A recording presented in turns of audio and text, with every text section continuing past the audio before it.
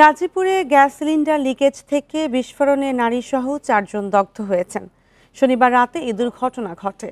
দগ্ধরা হলেন শামসুল ও রাজিয়া দম্পতি এবং তাদের প্রতিবেশী 2 ছেলে রাব্বি ও তানজিল।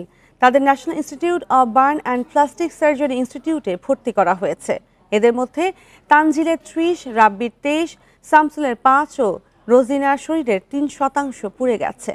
তানজিল ও রাব্বির দগ্ধের পরিমাণ বেশি হওয়ায় তাদের সকালে নিবিড় পরিচর্যা কেন্দ্রে স্থানান্তর করা হয়েছে।